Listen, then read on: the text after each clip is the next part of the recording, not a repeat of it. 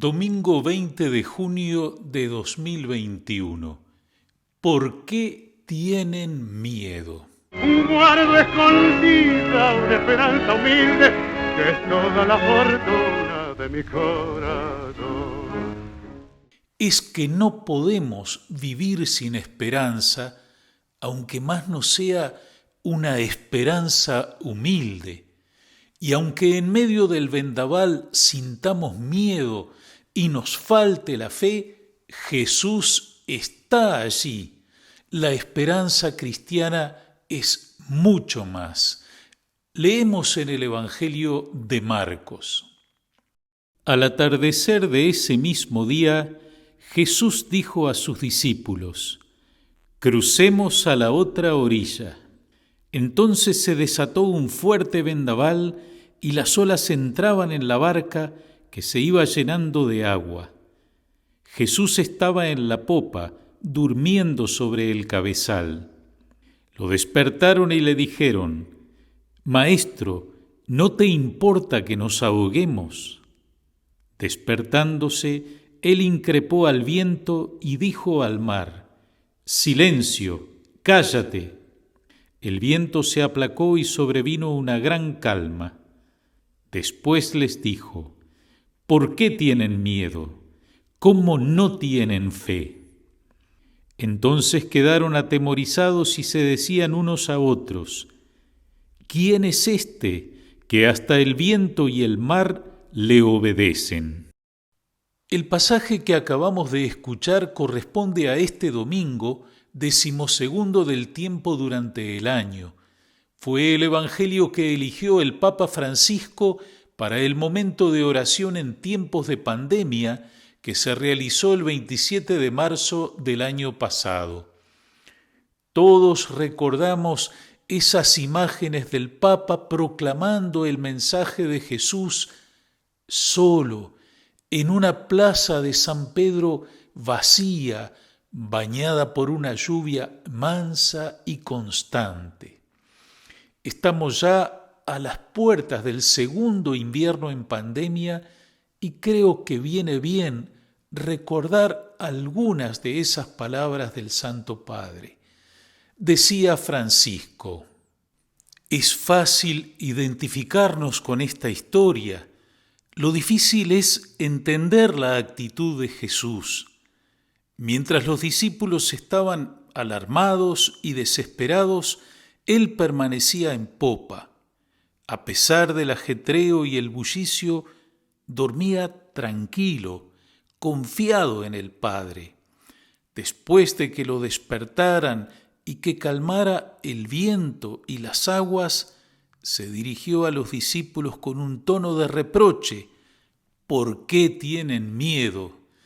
¿Aún no tienen fe?». El comienzo de la fe es saber que necesitamos la salvación. No somos autosuficientes, solos nos hundimos. Necesitamos al Señor como los antiguos marineros las estrellas. Invitemos a Jesús a la barca de nuestra vida. Entreguémosle nuestros temores para que los venza. Al igual que los discípulos, experimentaremos que con Él a bordo no se naufraga, porque esta es la fuerza de Dios, convertir en algo bueno todo lo que nos sucede, incluso lo malo. Él trae serenidad en nuestras tormentas, porque con Dios la vida nunca muere. Tenemos un ancla. En su cruz hemos sido salvados. Tenemos un timón. En su cruz hemos sido rescatados. Tenemos una esperanza. En su cruz hemos sido sanados y abrazados para que nadie ni nada nos separe de su amor redentor. Escuchemos una vez más el anuncio que nos salva. Ha resucitado y vive a nuestro lado. El Señor nos interpela desde su cruz a reencontrar la vida que nos espera, a mirar a aquellos que nos reclaman, a potenciar, reconocer e incentivar la gracia que nos habita. En su cruz hemos sido salvados para hospedar la esperanza y dejar que sea ella quien fortalezca y sostenga todas las medidas y caminos posibles que nos ayuden a cuidarnos y a cuidar, abrazar al Señor para abrazar la esperanza. Esta es la fuerza de la fe que libera del miedo y da esperanza. El Evangelio concluye con la pregunta de los discípulos: ¿quién es este que hasta el viento y el mar le obedecen? ¿Quién es Jesús? ¿Quién es Jesús para ti? ¿Quién es Jesús en tu vida? Que siempre podamos responder: es el Señor, es aquel en quien creemos, Él es nuestra esperanza.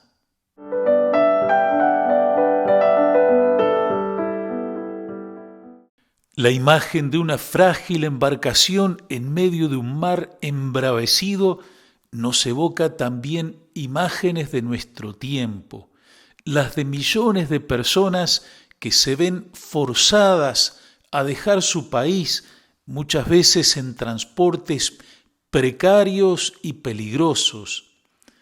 El domingo 20 es el Día Mundial de los Refugiados, una situación a la que el Papa Francisco ha prestado atención desde el comienzo de su pontificado. También a nuestro país llegan personas desplazadas que esperan encontrar aquí un lugar donde ganarse honestamente la vida y vivir en paz. Acoger, proteger, promover e integrar son las 4 acciones que en favor de ellos nos propone el Papa.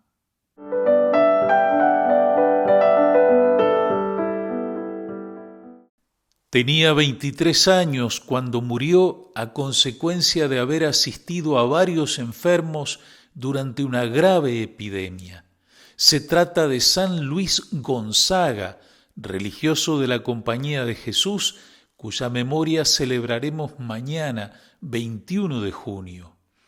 2 santos mártires ingleses, el obispo Juan Fisher y el laico Tomás Moro, son recordados el martes 22. Por su ejemplo imperecedero de coherencia moral, Tomás fue declarado por San Juan Pablo II patrono de los gobernantes y de los políticos, sin dejar de recordar su célebre buen humor incluso ante la muerte. Santo Tomás Moro compuso la oración del buen humor que les propongo hoy. Concédeme, Señor, una buena digestión y también algo que digerir. Concédeme la salud del cuerpo, con el buen humor necesario para mantenerla. Dame, Señor, un alma santa que sepa aprovechar lo que es bueno y puro, para que no se asuste ante el pecado, sino que encuentre el modo de poner las cosas de nuevo en orden. Concédeme un alma que no conozca el aburrimiento, las murmuraciones, los suspiros y los lamentos, y no permitas que sufra excesivamente por ese ser tan dominante que se llama yo. Dame, Señor, el sentido del humor. Concédeme la gracia de entender un chiste para que conozca en la vida un poco de alegría y pueda comunicársela a los demás. El miércoles 23, la familia salesiana recuerda a San José Cafaso, sacerdote de Turín que hizo un gran apostolado entre los presos y los condenados a muerte y fue confesor de San Juan Bosco. Y el jueves 24, una gran solemnidad, Natividad de San Juan Bautista.